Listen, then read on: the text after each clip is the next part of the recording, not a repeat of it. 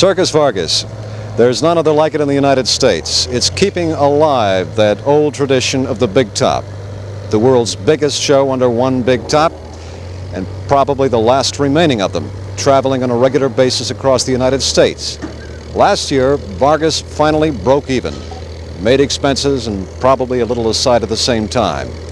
You don't talk much about that in the circus business because you are in it because you like it. When you think about the big top, what's the first thing that pops into your mind? The big top itself, sure. But how does it get there? What kind of a schedule? Who does it? How do they do it? Rain or shine, it goes up and it comes down on schedule. Sunday morning, talk to the men who do it. On a Thursday night in Salem, the Circus Vargas had concluded its final performance. The big top had to be pulled down, packed up, and moved to a location about 55 miles north in Vancouver, Washington for a performance the next night. That is a big job. When I went looking for the boss of the big top, I was introduced to a man called VC. Do you have a last name? Nope, that's it, VC.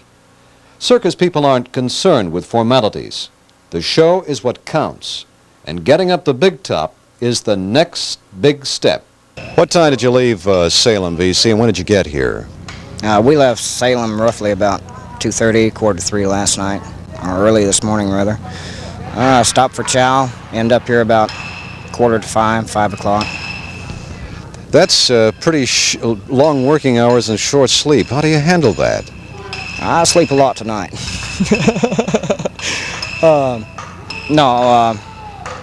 It's something, you know, we have to do it. Drive here, like we got a show today. We started 7 o'clock this morning. It takes us 8 to 10 hours to get it set up, so we can't afford, you know, the show must go on, as they say. You can't afford to make any mistakes out there because that canvas, that big top, is probably as important to the entire show as any single act. There's got to be a lot of precision and timing in the way you put that up. How does it go from the top? Well, we start by the center poles. The main poles there are raised.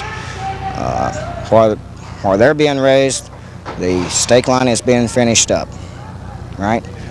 And then everybody comes out. We spread our canvas out, get it laced together.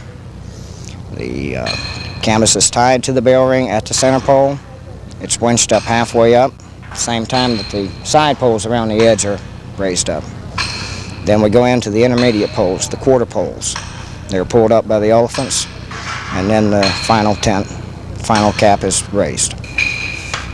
Got to ask you if there isn't a lot of discipline involved with this kind of work. Short on sleep, and you're not making $1 million a year at this. You got to like it in order to do it.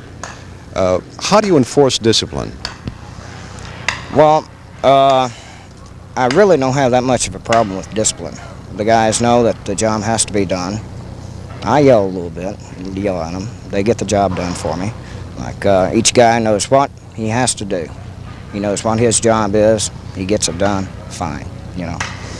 And we have local help we hire to supplement. They do the easy stuff, what, you know, the board carrying or whatever, or grab a hold of the canvas and pull. Where my men know it has to be laced up here, snapped there, board put in this place, and such as that. You got to be able to trust a man when you put him underneath his tent and start having him rigging this tent. How do you know that there's somebody there that you can trust? Well, it depends on what I think of the man. I mean, you know, I can't say take John Doe off the street, put him under there for the first time and expect, you know, I have to stay on top of him. Man's got to want to do what he's doing, or he's not going to be happy. What do you think about that particular part of it? Hey, if you're not happy doing it, and you don't like the job, then I know that he's not going to do his all for me. On top of that, and I tell him, hey, go look for something else. You know, find your spot. I think I found mine. I'm happy, content. I've been here like 3 years with this man.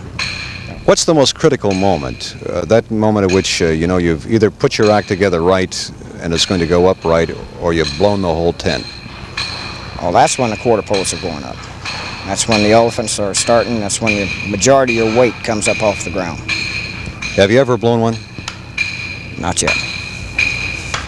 In this mechanized age, it seems a little peculiar that you'd be still using elephants. Why do you use them, and how do you use them?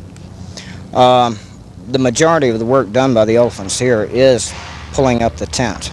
Like we use them inside on the quarter poles, help them pull the main weight of the tent up in the air. Like now I have mechanized help, as you say. I have 2 Mustangs there, front loaders. They can't always step over top of a pole, and they can't always pull the weight. And the rest of it too is that we do occasionally play on a dirt lot when it rains, and they're great for pulling the trucks out of the mud. One long day in the life of a circus roustabout from the man who knows, the boss of the Big Top. The 100-vehicle train of the Circus Vargas is in Tacoma now. Then they move on to South Center and Northgate in the Seattle area. If this is the life for you, and you're looking for a job, it pays $106 a week to start. You'll have a place to stay, and transportation is furnished. We just thought you'd like to know. I'm Rick Myers for Sunday Morning.